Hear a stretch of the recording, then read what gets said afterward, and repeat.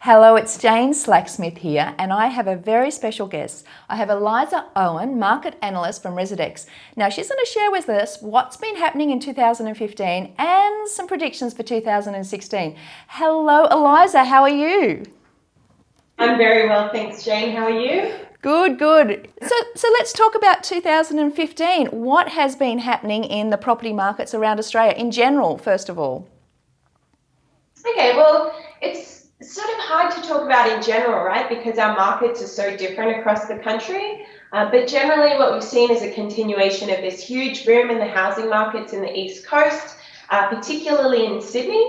Melbourne has been starting to come up to a peak growth rate as well.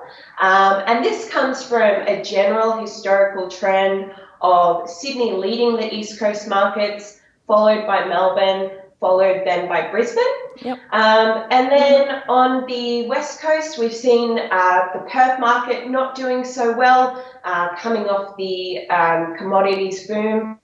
There's been a lot of divestment from mining projects, a lot of unemployment, and of course that's fed through to divestment in the housing markets there. And then you've seen fairly subdued growth in the Northern Territory, South Australia and Tasmania, and the ACT. And interestingly, I think in the last few months of 2015, there's been some interesting pickups in Tasmania, which is something exciting to look out for in 2016 as well. And do you think that the Tasmania pickup is around affordability, or is it just the natural part of the cycle, the Sydney, Melbourne, Brisbane moves and then Tassie comes along behind? That's a really good question. And I think it's a combination of those things. So cyclically, Tasmania is long overdue for capital growth in the dwelling market. It's had fairly subdued growth for the last 10 years or so. Affordability is a big factor, especially when you've got people in Sydney who have been priced out of the market, and instead of buying their first home to live in, they look at a first home to invest in and to accumulate capital. So Tasmania has become a really interesting alternative for that.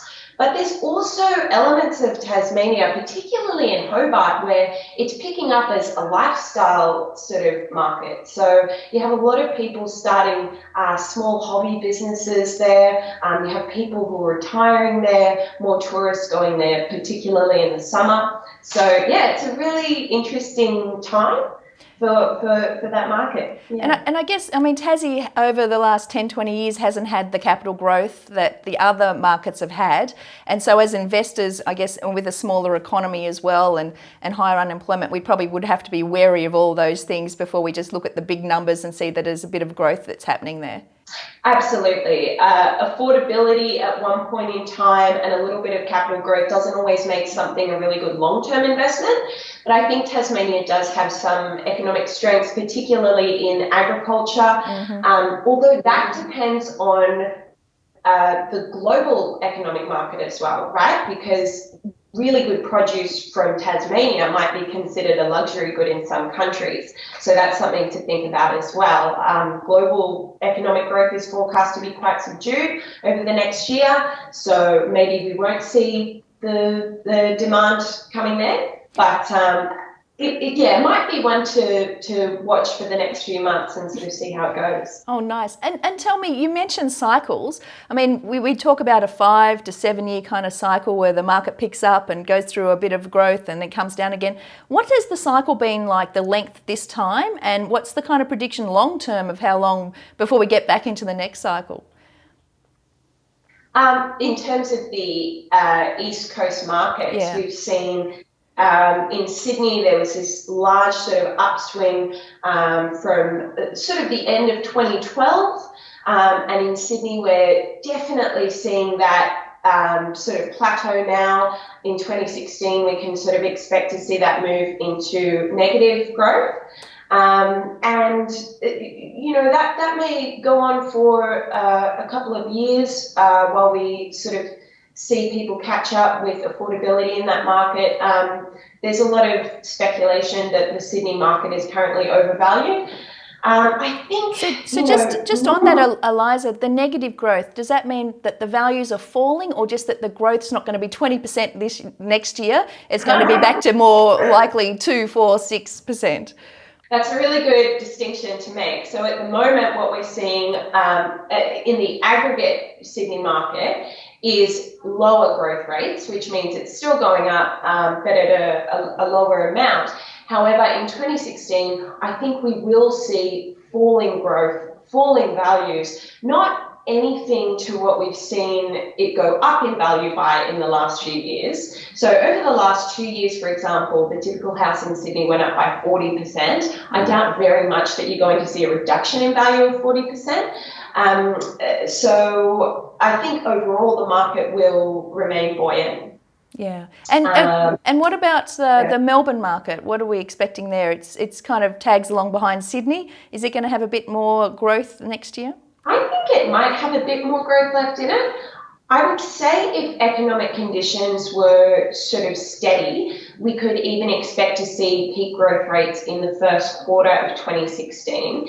The only thing I'm thinking is that the lending restrictions that have been passed on by the banks from APRA, and also the fact that we have sort of uncertain economic conditions, this may curb that growth more suddenly. I think cyclically there's still room for that market to peak, particularly Melbourne houses. I think it's also important to make the distinction that Melbourne units are not performing as well.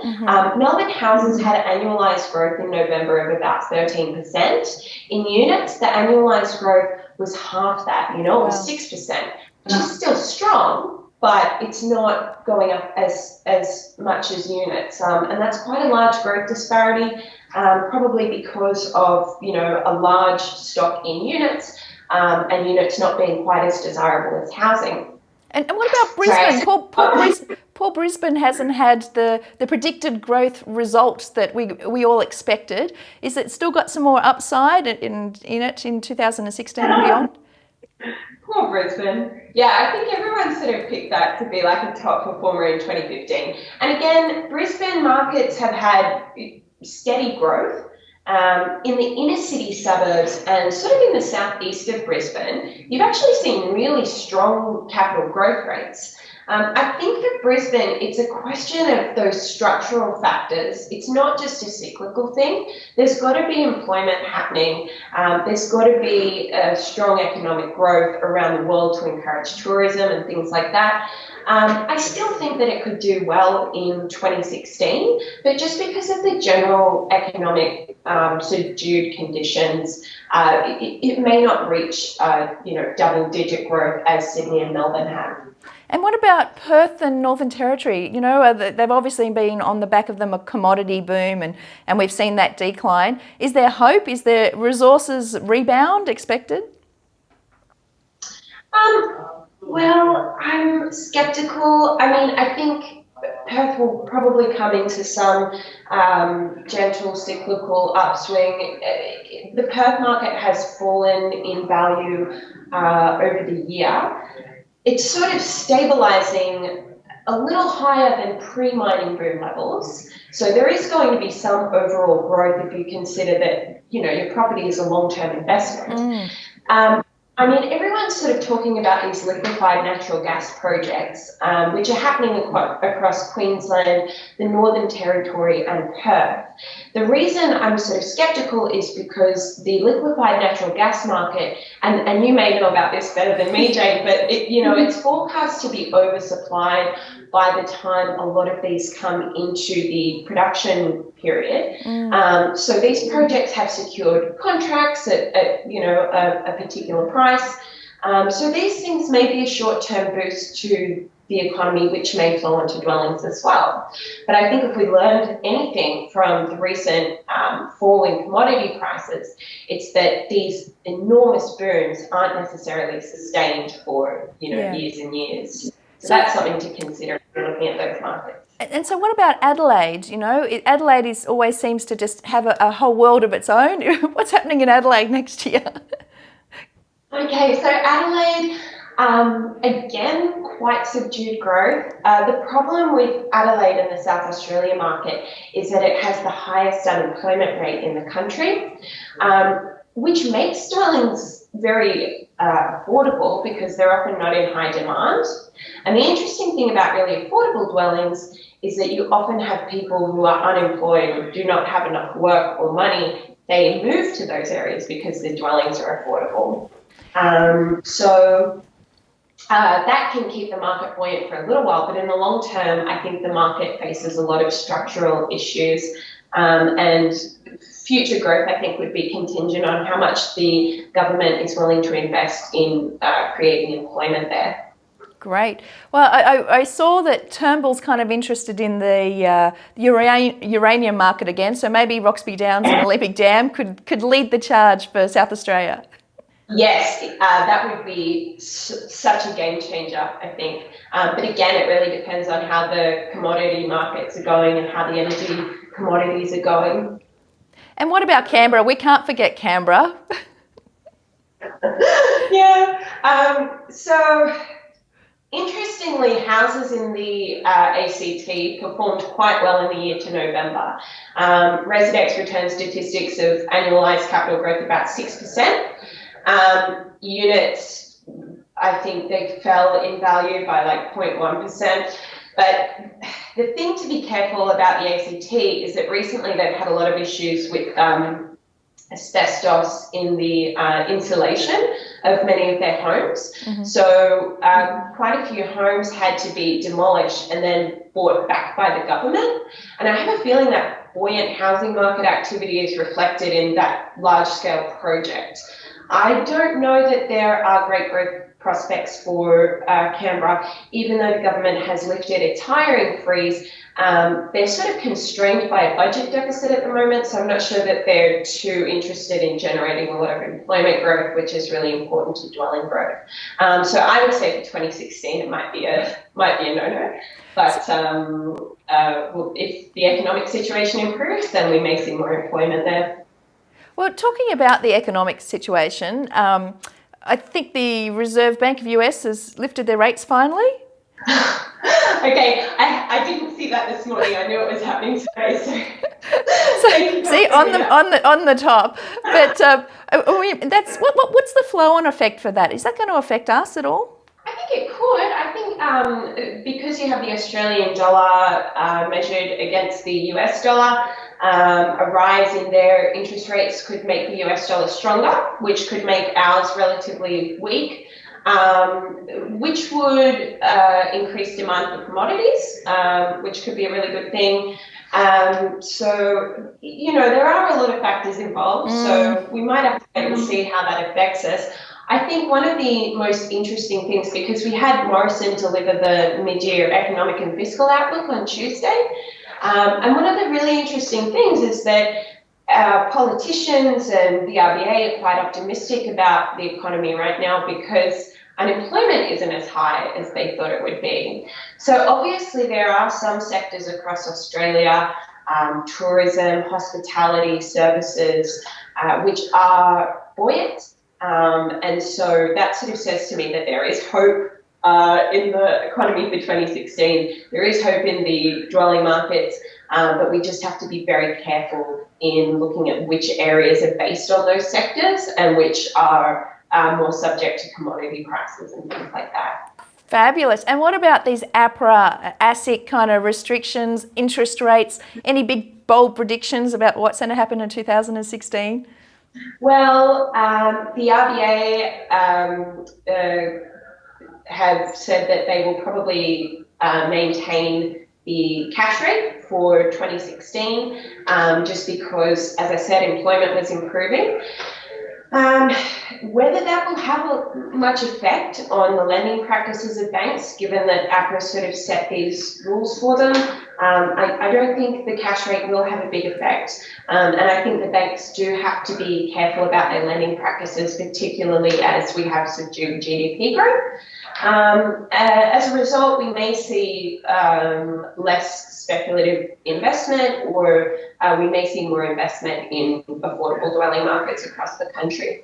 And tell me this, before we wrap up, we've talked about the capital cities. What about the regional areas? Are they going to lag behind, or do you think there might be some interest out there, especially for investors? Affordability and potentially the growth has come off in the capital cities.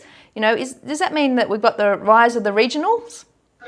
That's a really good question. And actually, one of my sort of predictions generally for 2016 is that the regional areas of New South Wales will, I think, continue to perform really strongly. As you say, there's the affordability, but there's also the fact that we've got this aging population who are looking to secure a retirement where they're comfortable, they have enough money from the sale of the family home perhaps, to enjoy their lifestyle as well. And that's, I think, where you see areas like Lake Macquarie, Shoalhaven in New South Wales, and also more coastal remote areas of Victoria as well that become really popular for that tree change, sea change. And from that, you get a boost in healthcare sectors and aged care sectors who are, young professionals who move to these regional areas who look to, ensure people's quality of life. So, yeah, I think there's definitely potential for spillover from the capital city markets. Because I was just reading the best rent report that you've just put out this week, and it surprised me, well, not surprised me, but it was very hard to find anything in the capital cities. Everything was regionally based, and, some fabulous results out there of yields opportunities, obviously. Absolutely. So the best rent report is really good for that, for identifying those rental yields. When capital growth and rental yields tend to have an inverse relationship just because the rental yield is measured as a percentage of the value of the property. So when your property values are skyrocketing and rents are more sticky because they're negotiated on a 6 to 12 month basis, so it's hard for them to move up together. So I think where there is affordability, but also where there is really good employment opportunity, you can get initially strong rental yields and then long-term capital growth prospects as well. And that's exactly what the Best Rent Report is about. It's about finding a combination of long-term growth and good initial rental yields. Fabulous. Well, a final prediction from you. We know that Sydney leads that whole charge of the trends of the cycle. How long before we're going to see, how many years before we see the pick up again? And I know this is a big crystal ball. We're assuming the economy is where it is today. So any thoughts there? We've got 5 or 6 years to wait, or do you think the cycles are getting shorter? I think, I'm really not sure. The cycles have gotten shorter as investment has become more salient in the market. But I think we could see at least 2 years of sort of small corrections or subdued growth. Really, we have to wait for affordability to catch up with the Sydney market. So, yes. Oh, good. Well, that means some clever investors could spend the next 2 years picking up some things, getting ready for the next growth cycle. Thank you so much, Eliza. I really appreciate you talking to us today. And that has been Eliza Owen, market analyst from Residex, sharing with us some market trends for 2015, a great wrap, and also some predictions for 2016. So thank you so much, Eliza, for joining us, and maybe we might get you in on the new year and find out what's happening as well.